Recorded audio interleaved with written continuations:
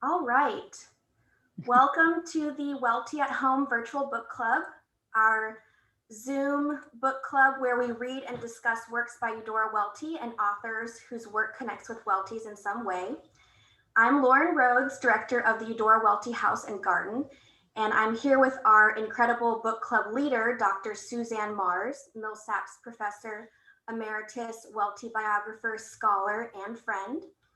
And I'd also like to introduce our special guest today, who will be talking about his newest book, A Place Like Mississippi, which I know some of you already have and have already read. W. Ralph Eubanks is a visiting professor of English and Southern Studies at the University of Mississippi. He is the award-winning author of A Place Like Mississippi and two other nonfiction books, Ever is a Long Time, A Journey into Mississippi's Dark Past, and The House at the End of the Road, the story of three generations of an interracial family in the American South. Ralph has a BA from the University of Mississippi and an MA from the University of Michigan. He is the recipient of a 2007 Guggenheim Fellowship and has been a fellow at the New America Foundation. From 1995 to 2013, he was director of publishing for the Library of Congress. And in 2017 and 2018, he was the Eudora Welty Visiting Scholar at Millsaps College and currently serves on the Eudora Welty Foundation National Advisory Board. Most recently, it was announced that Ralph is the recipient of a Harvard Radcliffe Fellowship that he'll be starting this fall. So congratulations on that as well.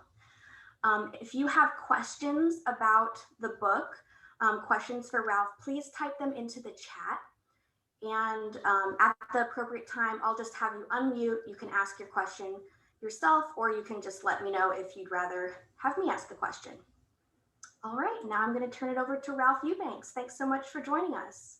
Well, thank you so much for having me here. I'm really happy to be here with all of you today. And I thought I might begin today by reading a bit from the book that actually involves Eudora, that I thought might be a place to start. This is really in the prologue where I do mention Eudora here, but I'm just going to read from the prologue. To a first-time visitor, Mississippi's rural landscape brings to mind solitude and loneliness, a place from which one escapes rather than returns. Yet once the bright and pure quiet of a Mississippi country setting consumes your senses, you begin to feel as if you are in a place comfortably frozen in time. Off the beaten path of four-lane highways, on two-lane blacktops that wind through the rolling hills of the piney woods, or run the vast stretches of flat delta land, the hush of the setting is punctuated by tin-roof barns and houses both large and small. Even close to a small town or suburban development, the land feels remote and holds the power to transfix your gaze. You slow down and look closely, or even stop to walk around and seek out local inhabitants, you'll understand why some of the loneliest spaces and most decrepit buildings in the state inspire writers to move them from the landscape to the page. This migration of Mississippi from the real to the imagined is a source of pride for its residents. Whether it is a tree-lined street in the Belhaven neighborhood of Jackson, or a narrow stretch of the Chunky River that weaves through the hills outside of Meridian, many writers have taken a piece of the state's landscape and populated it with a world that mirrors and magnifies the space that inspired it. Eudora Welty recognized Mississippi as a place that held mystery. In The Golden Apples, she sought to expand upon the land's seemingly unknowable qualities through the fictional setting of Morgana. The result is a town in the Yazoo, Mississippi Delta as complex as the landscape itself. Welty combines the red clay with the hay field and the cotton field and throws in the old Natchez Trace for good measure. Morgana could be any small town in the state. But it was not the Delta that inspired her story, June Recital, which is set in Morgana. Instead, it was the very street she lived on in Jackson, Pinehurst Street, across from the Belhaven University Music Department, where she would hear the constant practicing of piano. In the afterword to her Morgana stories, Welty writes, I began to hear, and what kept coming across the street, the recurring dreams of youth, inescapable, never to be renounced, naming themselves over and over again. Those recurring dreams of youth were poured into her character, Virgie Rainey, and transported to her imaginary Morgana. Welty is not alone in creating a confluence of place and memory on the page. Often there is a melding of settings by Mississippi writers rather than the pure recreation of a solitary location. When Brad Watson set parts of his novel, The Heaven of Mercury, along the banks of the Chunky River, a popular spot for canoeists and fishermen, he mixed together family stories and childhood memories, as well as accounts of the riverbank as it exists today. I have it in my mind that in my parents' and grandparents' days, excursions to the Chunky River were even more common than they were in my time. There were a lot fewer ways for young people to entertain themselves in those times, Watson recalls. But it was also a memory from his childhood that led him to use the river as a setting. Young people have gone there a long time to have fun in the summer, so a picnic there makes sense. During my family's leanest times, my brother and I asked my father one spring if we would get to have a vacation at the beach that year. My father laughed and said, we can't even afford a vacation to Chunky this year.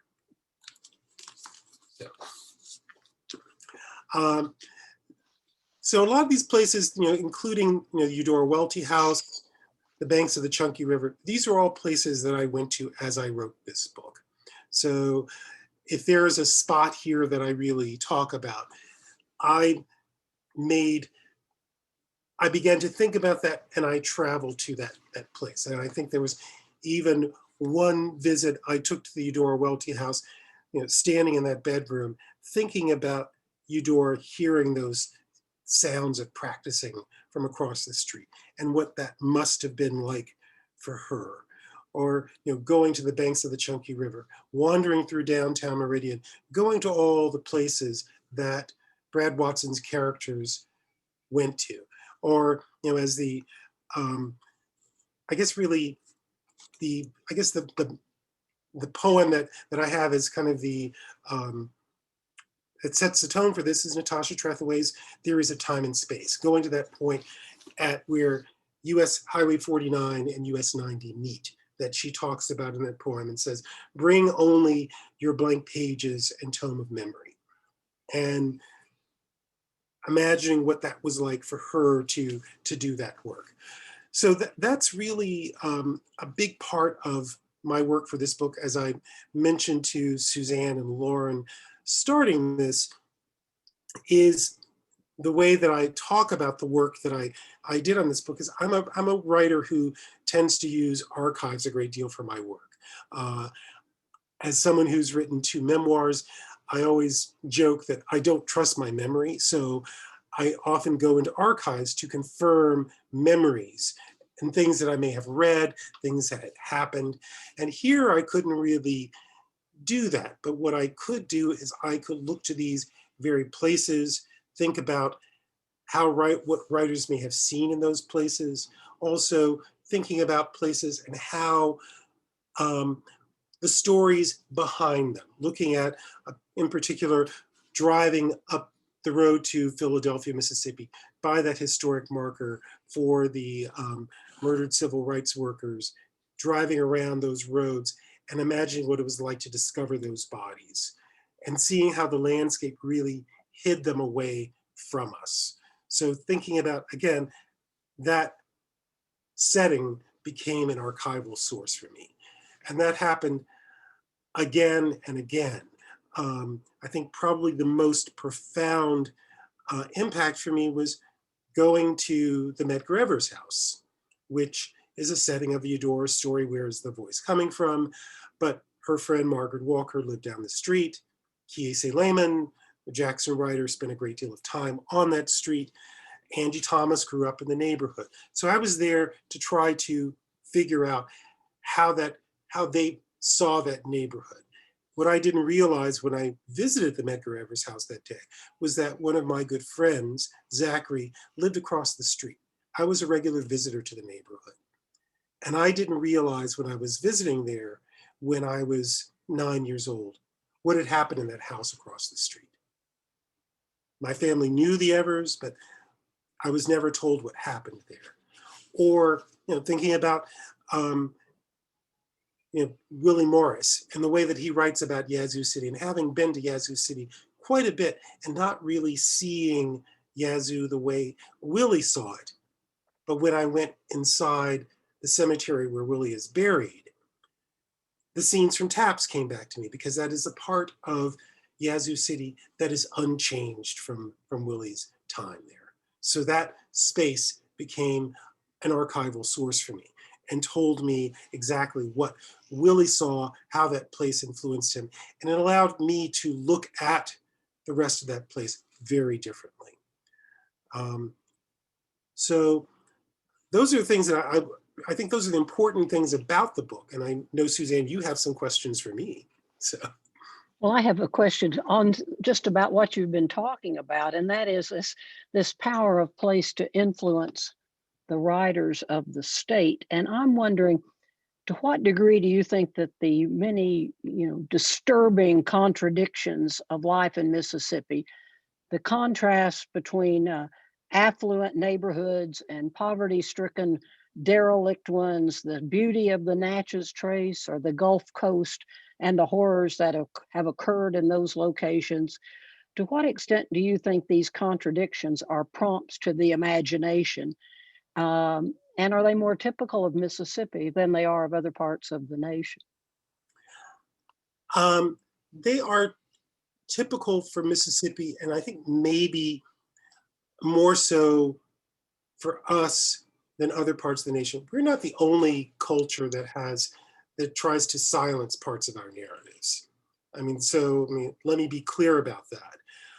But I think it may be the way Mississippi fits in the national imagination that these places become amplified, their narratives become amplified even more. And I often say that it's kind of probing those silences is where those stories reside.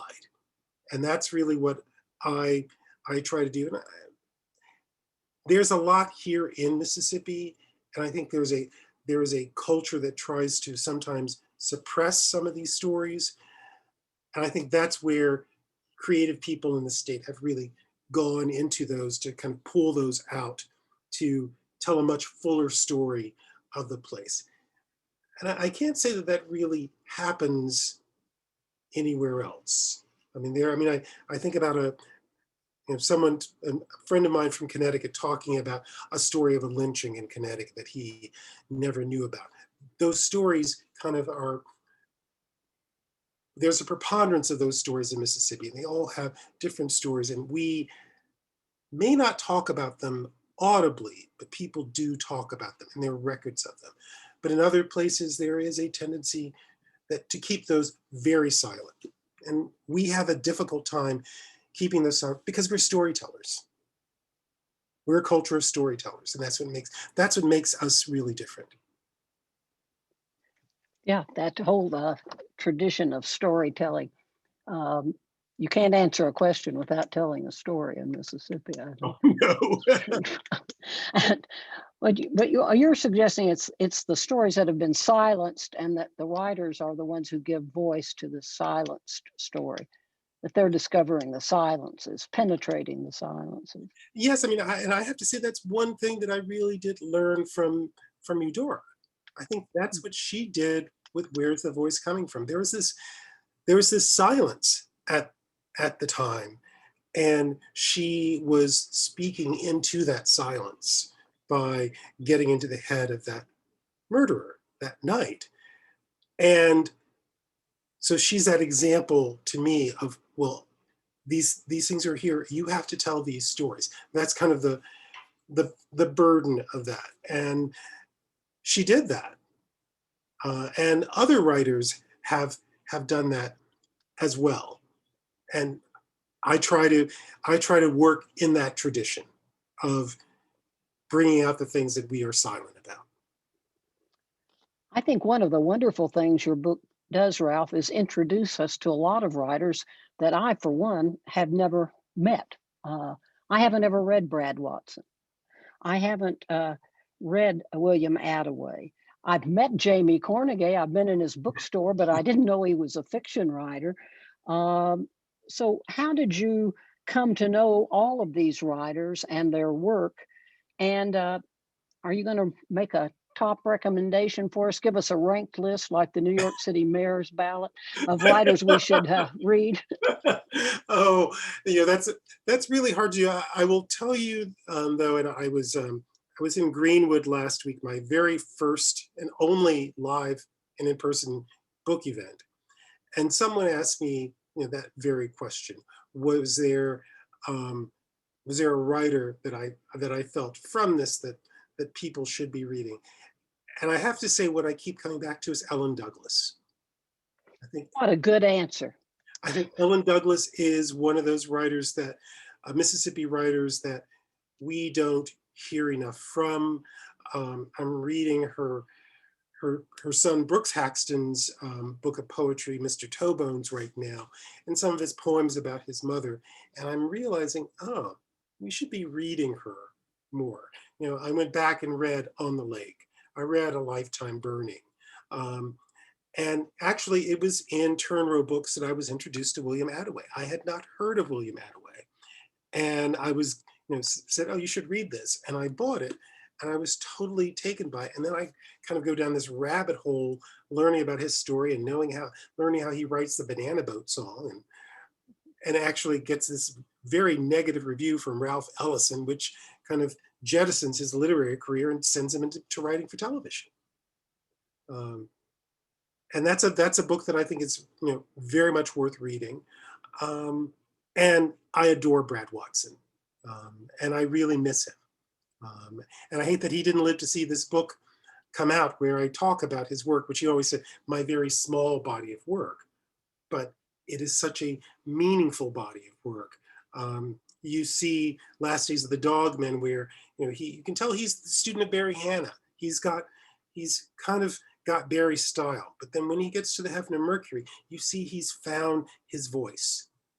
And then his next collection of stories, Aliens in the Prime of Their Lives, it's totally different from the first collection. And then Miss Jane is a beautiful story book that was long listed for the National Book Award, and I think he got robbed by not getting on the short list. Well, thank you. And thanks also for calling Ellen Douglas to mind. I love her work, and I'd like to see her get a lot more attention. Lauren, maybe we better add her to our book club reading list. That's a great idea. And I was just thinking there's some autographed copies of her books in the Welty House. So that was. So William Attaway and Brad Watson are on my list, Ralph. Well, and I actually say the next time I see Ray Hederman, I'm going to ask him if New York Review of Books Classics should be re-releasing the work of Ellen Douglas. Good idea. Lauren, I've got a bunch more questions, but I think you had a couple you wanted to ask first. Yeah, and then we're getting some in the chat, so then we can also move over to the chat too. Right. I was really interested. You're talking about storytellers and writers, and so many of these writers were also photographers. Mm-hmm. And it sounds like photography plays a big role in this book, both in in the lives of these writers, but also you included so many incredible photographs. Can you talk a little bit about the role of photography in this book and in your own writing process? Well, I often quote the writer Jeffrey Dyer, and he says there was this peculiar alchemy between the visual and the verbal, and that's something that I think is a big part of my work, is how much the visual is a part of the way that I write, that it drives what I write. I wasn't thinking about images as I was writing, it was after that. But what I thought about is how would something actually enhance the narrative and fit in with the narrative rather than detract from it. And also, if you notice, the captions are very, very brief. So I didn't want people to kind of have to dive into a very long caption about an image, but really know that there was a link between the text and that image. So that's a big part of my work, is using those photographs to set the scene. And it's something, writers who are photographers really fascinate me. This is one of the things that I have to write. I'm working on for the Faulkner Conference right now, looking at the photography of Richard Wright and Eudora Welty and their different views of the South, particularly looking at 12 Million Black Voices, which Richard Wright wrote the text for, but the images were chosen by another photographer from the FSA. He did photography work to decide what it was he was going to write about. He went out with his Rolleiflex, and one image appears in 12 Million Black Voices, but only in the first edition, not in subsequent editions.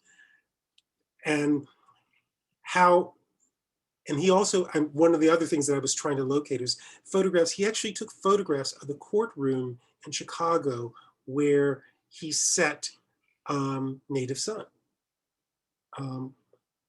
Those photographs are not in his archive, but there is a note in the archive that they exist, which I find really fascinating, how authors use photography. And Suzanne and I talked about this with Eudora. Eudora never really went back to those photos. She thought of them as they were in her memory. Mm-hmm. She never used them as an aid to memoir and creating a story. But that's a big part of my process. But the images were there. The images were there, yeah. Yeah.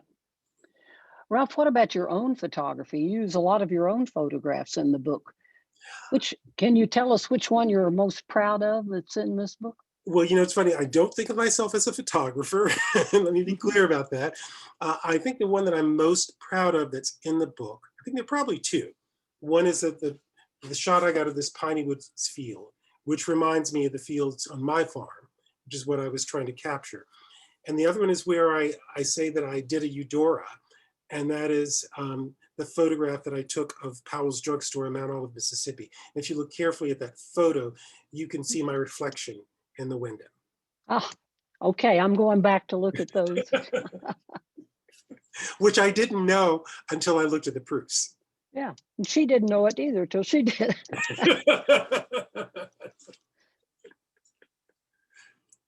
Suzanne, you want to ask another one of your questions, and then we can open it up to a few that we've gotten in our chat? All right. Ralph, I was really impressed by your discussion of Parchment and of your work with the Parchment inmates, mm-hmm. and by your placement of that chapter or epilogue at the end of the book at this position of emphasis. Could you talk more about that? Well, it was, I'll have to say that when I was approached to write this book, my editor thought the book should begin in the Delta. And I said, no, it should end there, because I think that's really where you can kind of look back on a lot of Mississippi. I wanted to begin on the Gulf Coast with this kind of burgeoning writing that's coming out of Mississippi, kind of end with the traditional writers out of Greenville and the Delta. And in thinking about that, I also realized that Louis Bourgeois was doing this program in Parchment, and I'd never been in Parchment. And I asked him if I could go with him. I told him, I think there may be an ending for my book here. And when I went in the first time, I was so taken by the men. And then I went in a second time. Then I think it was the third time when I went in, we talked about Etheridge Knight. And that's when I came back and discussed Etheridge Knight's poetry with the men. And I began to look at that place very differently. There are all these things that we think that we know about Parchment, and we think we know about the men who were there. And at one time there were men and women, but the men that were there. And I began to think about those men differently. That that one writer who says poverty comes with an entourage. And I guess what I was there is I was with the entourage of poverty. You see the impact of poverty, lack of education. But you also see these men who really have not had a really intense formal education be as engaged as some of my very best students at the University of Mississippi.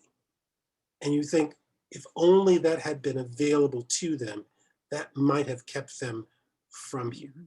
So in some ways, it's kind of getting to think about those people inside there as some of our fellow Mississippi writers, my fellow Mississippi writers, but also to reflect on the impact of poverty, lack of education, and opportunity that we have in this state, and how many more writers and artists, great artists, we could be producing if we put more resources into abating poverty and in increasing our educational system. Thank you. Thanks for doing that too, for writing that chapter. Thanks. All right, we've got a few questions now. And if you'd like to unmute yourself, let's start with Sarah Ford. Sarah, are you there? There she is. Yeah, I really enjoyed reading this book. As someone who's only visited Mississippi, mainly just Jackson, I was struck by your structure based on regions and how distinct and different the regions of Mississippi are. It helped me make sense of when Welty talks about Tishomingo County and losing battles as being such a different place from Jackson or the Delta. So that really helped.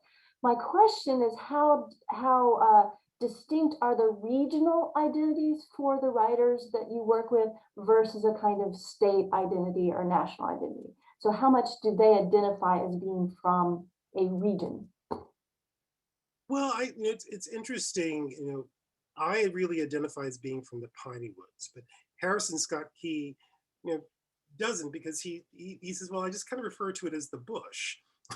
But it's, I think a lot of writers maybe don't really make that identification, but what I wanted to show was how these places really do shape us. And if it's true that geography is destiny, where you're from is going to affect the way that you look at the world. I mean, growing up, as Noel Polk famously noted, outside the place that's outside the Southern myth, which is the Piney Woods.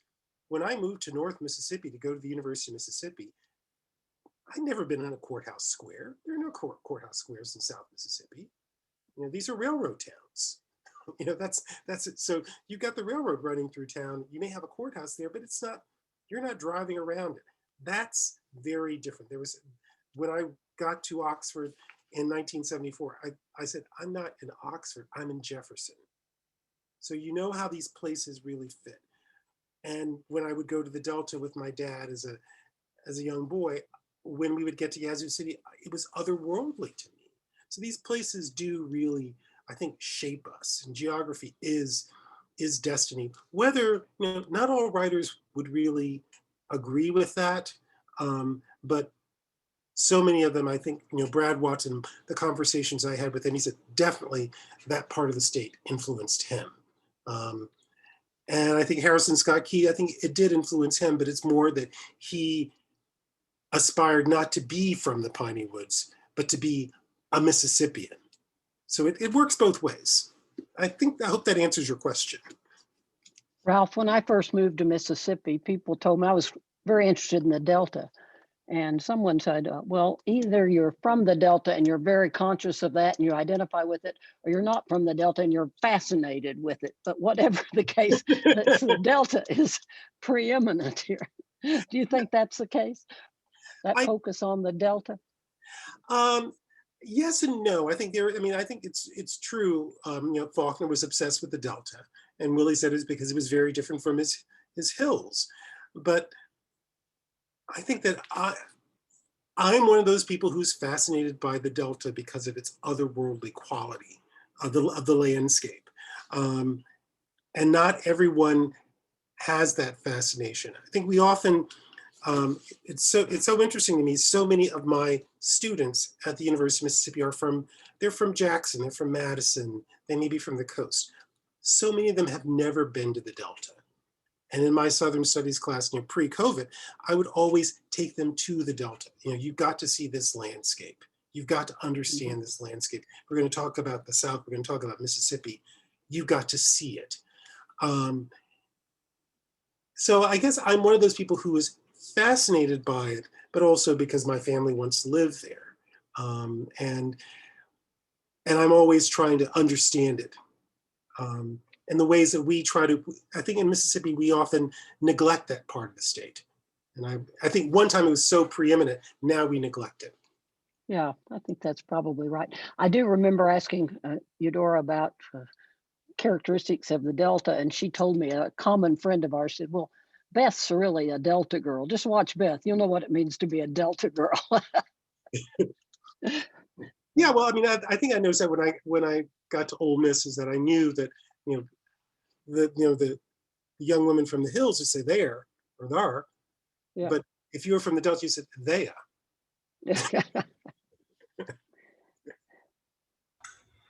All right, we've got a great question from Harriet Pollock. Hi. Hi, Harriet. Hello, Ralph. Yeah, so I'm another person who's really appreciated this book and also found really fascinating the connection between Mississippi regions and its writers, and blown away by the catalog of Mississippi writers that you create. So my question is, do you now have any more answer to the question of why Mississippi produces so many fine writers? I mean, I keep coming back to that thing that Joseph Crespino often says, is that we have so much to explain. And I think that's really, that's very true. There's just so much to explain. I think that's one of the reasons why. And the other is that we continue to be a storytelling culture. And that, well into the 21st century, that really continues. This is a conversation I had with Michael Gora through the Mississippi Humanities Council. And he said the difference between Mississippi and Massachusetts is that the storytelling culture in Massachusetts ended in the 19th century. Whereas for us, it really continued through the 20th and then up through today. And we've kept that going, probably because we still have so much to explain. I think once you explain the Salem witch trials, it's like, that's it. And then, how much could you write about the colonial period? How much could you write about the Boston Massacre? Although I just read a great book about the Boston Massacre just recently. But for us, these stories take on different shape over time. And I think that's why. Thanks. Sure. Martha Walsh has a question in the chat. Martha, can you unmute yourself? Hi, Ralph. I just want to say that I can't remember a time that I've read a book that is as enveloping as this. The photography, the writing, the maps. I'm probably the only native Yankee in this book club. And so I learned so much, as Suzanne said, not just about additional writers, and I've made a long list, but about the history of Mississippi. And so much I didn't know, from the different governors and their attitudes toward education, but just learn. I mean, I was so moved by the end of the book about Parchment. But my question is pretty vanilla. How long did it take to put this book together? Oh, I think it was about two to 3 years. Trying to remember when I was I think I was approached about this book in the fall of 2016. And I was working on, then I was doing some research on a book on the Delta, which is what I'm going to be working on next year. And I began to kind of sketch this out and figure out what it was that I want to do. And then a year of writing, maybe a year and a half of writing it, traveling around, putting a lot of miles on my car. Yeah. Really going from the tip of the state down to the coast, to the corners over Wilkinson County, close to Louisiana, up to Natchez, all around the Delta. But yeah, it was about, all told, about 3 years, I'm guessing. Thank you. Ralph, was it hard for you to decide to write yourself into the book? I think that was a really good decision. And I love the descriptions of you traveling with your father and you traveling on your own. Yes, I had originally pulled back, and my editor said, you are part of this story. And I did that at the house at the end of the road in the beginning as well. It's kind of, and it's interesting. I've just kind of decided for this Delta book, I was originally pulling myself out of that, and I realized I'm kind of part of that story. So it was a hard decision for me, because I was trying to, I think maybe part of my process is, for a while, keeping myself out of it, out of that narrative, and then figuring out where I can insert myself, and where that works and isn't really distracting to the reader, so that it's not a me book. So that you're really giving these writers their room, and you're giving them their due, and you're not overshadowing them. You did it perfectly, I think. And I think similarly, in my writing about the Delta, letting the voices of the people who are from the Delta be there, but kind of my voice kind of being on the side somehow. Once again, figuring out, where do I insert myself into the narrative? It's always a tricky thing. Yeah. Charla has a question, I believe, about Parchment. Charla, do you want to ask your question? Yes, I was just wondering, and you may not know the answer to this, but as far as the program in the jails, especially the one in Brandon, is that something that people can volunteer to be a part of? Yes, yes, and I think you should get in touch with Louis Bourgeois at Mississippi Prison Rights, and he'd be happy to put you in as a volunteer, because I think particularly at the women's prison, I think they're looking for women to volunteer there. So yes, absolutely. I am actually right now working with Louis, because one of the things I'm thinking about is, I'm reading the most recent anthology, and I'm beginning to think, what is it we can really learn from these prison writers? And that's kind of the process that I'm going through right now. What is it we should really be learning from them? My dog thinks that she has some things that she could learn from it too. That's why barking in the background. But that's one of the things I'm really thinking about, kind of continuing that that time that I spent there. And I really do want to go back, because it was life-changing for me. And it's funny, I'm about to go on jury duty, and thinking about sending someone to prison kind of terrifies me right now. I'm not so sure I'm the best juror at this particular moment, depending on the case, I would say. We have a question from Mary Brantley, a Greenville native. Mary, want to unmute yourself? As Lauren said, I'm an insider outsider from Greenville, because I'm a second generation Lebanese. So I've spent most of my life trying to figure out who I am, and eventually I'll write about it. And my mom was an English teacher, and so we grew up, she would drive us by Will Percy's house, and my dad went to high school with Shelby Foote. But I've never heard of William Attaway. Was he named for William Alexander Percy? I don't know. I mean, his father was a doctor, and then they left and moved to Chicago. And you can imagine that at that time that he would have been a Black doctor in the Delta. It would have been a very difficult time for him. Right. And probably, as part of that great migration, he could do much better as a physician in Chicago. Right. So yeah, I think that's probably a big part of it. It's just moving. That's a great migration story, and that's one of the stories I think kind of goes through the Delta. Is Attaway studied or known anywhere I had never heard of him. No, he's really not studied, not very well known at all. I forget who wrote the introduction to that book for New York Review of Books Classics. But where, as I said, he worked with Harry Belafonte. He was known much more in the television industry than he was known in the literary world. As I said, it's like that one bad review kind of derailed his literary career from Ralph Ellison. It's interesting thinking about that time, about how difficult it was for a Black writer to launch his or her career, because the way the literary world worked was, I mean, now we're used to this variety of Black voices.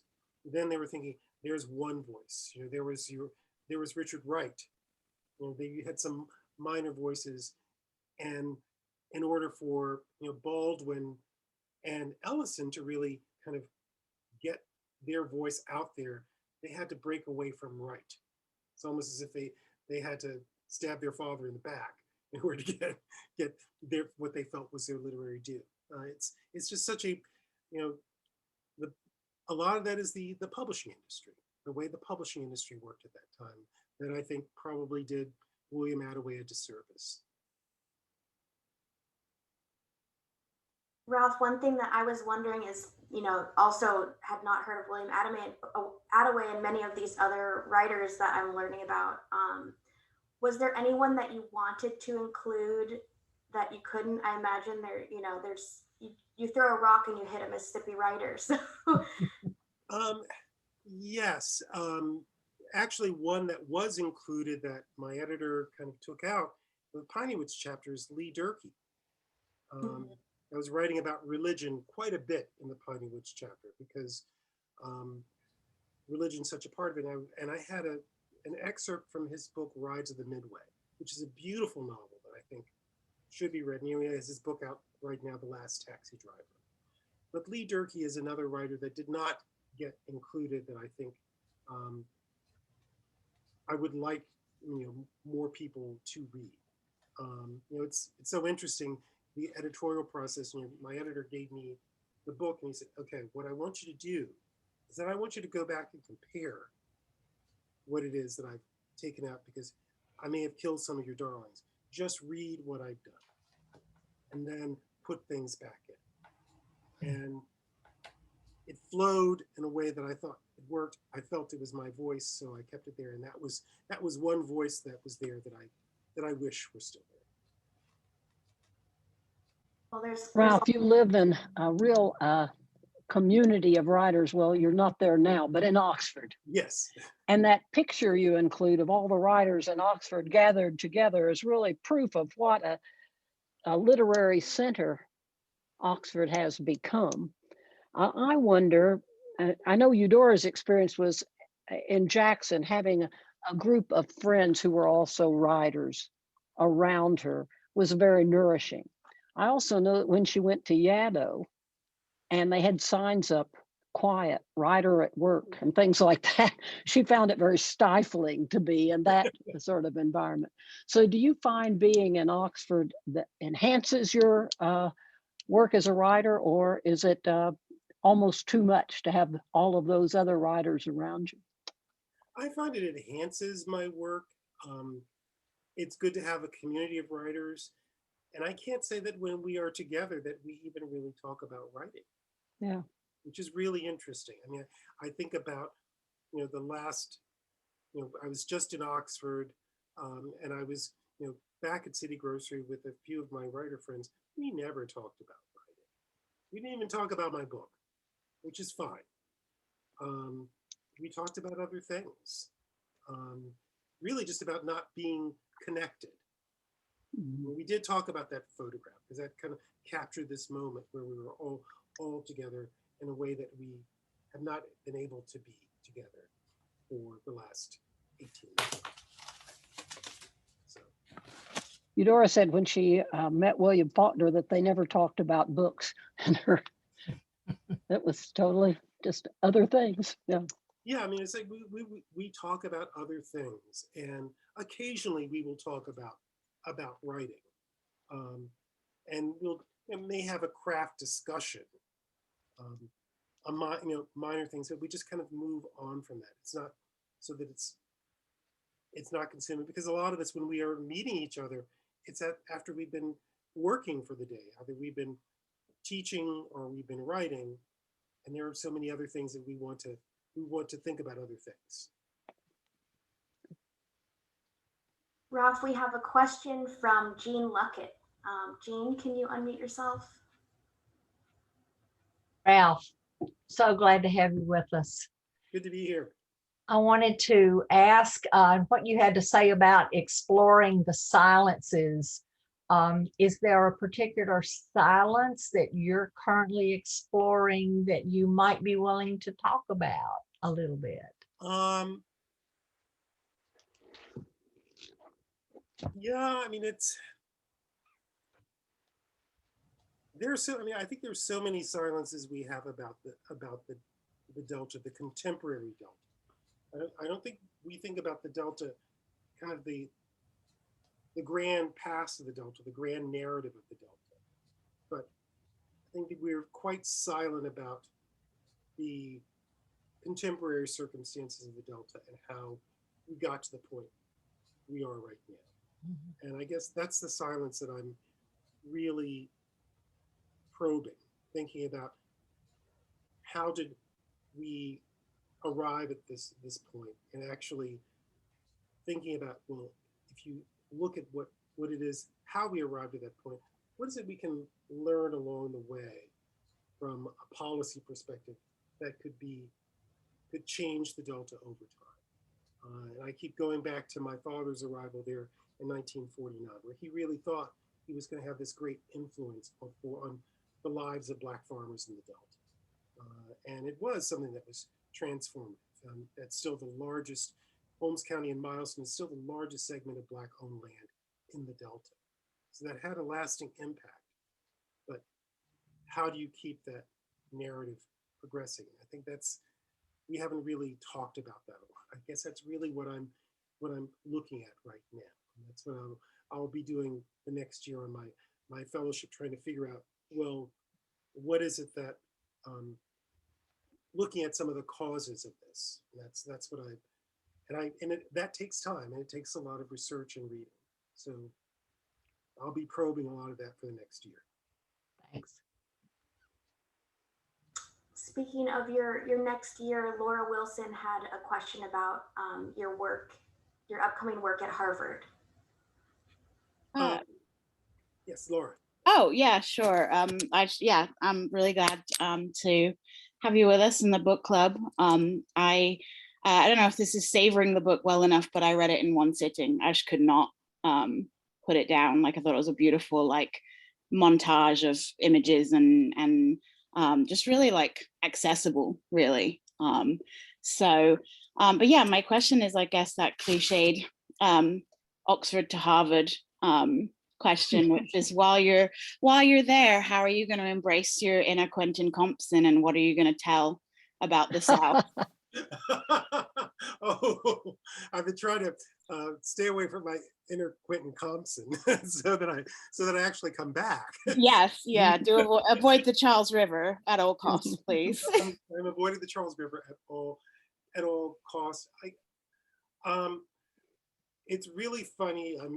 I'm thinking about the research I have to do next year, using the Slavery Archive at the Schlesinger Library, thinking about how some of those overlay with, I know you can take patterns of slavery and look at patterns of poverty, and they often overlap. But I want to look, very closely at how that tracks with the Delta. That's one of the things that I'm interested in. The other thing that I really did do before I left Oxford last Friday was I picked up a copy of Charles Reagan Wilson's little book on kind of Introduction to Southern Studies. I have no idea where my research assistant is going to be from. I put out a call, and it's going to be a Harvard undergraduate, but I'm guessing it's not going to be someone from the South. So I've got this Introduction to Southern Studies for my research assistant to read before we begin our work, because I want them to understand the way that we think about Southern Studies as a discipline and how that's going to affect the research that they're going to do for me. So. Oh yeah, that's great. And know you were going to be at the doing slavery research, so I'll be excited to see what comes out of that. Well, thanks. I will be too.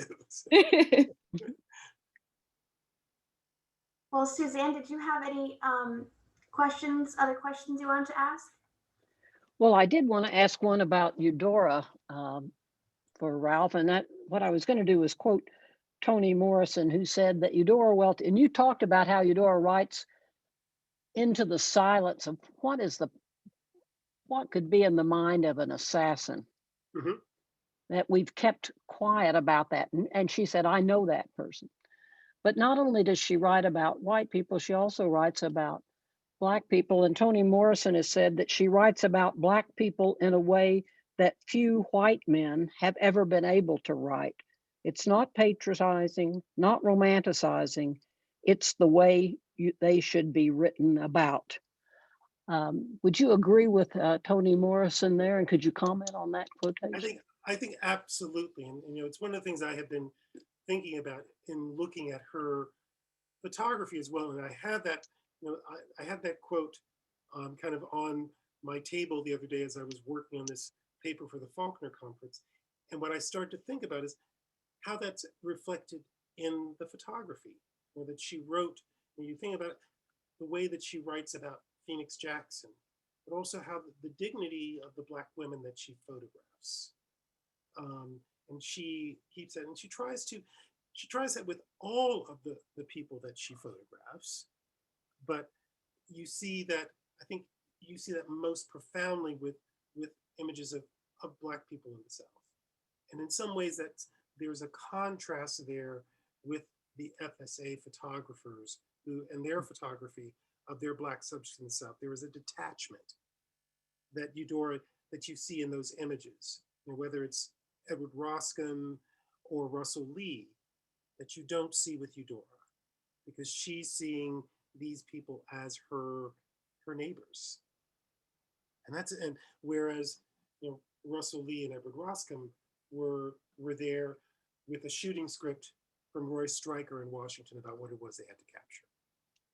And that's a very different approach to photography, which means that the image that you're going to come back with is going to reflect exactly what you went in there. And what, to take a photograph of something is to appropriate the thing photographed. And I think Eudora really understood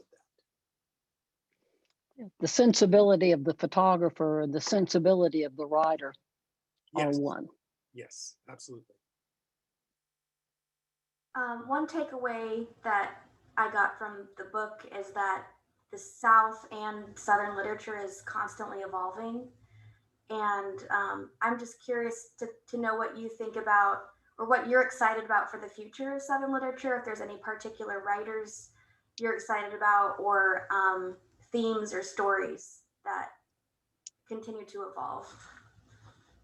I think it's themes and stories that really continue to evolve. It's interesting.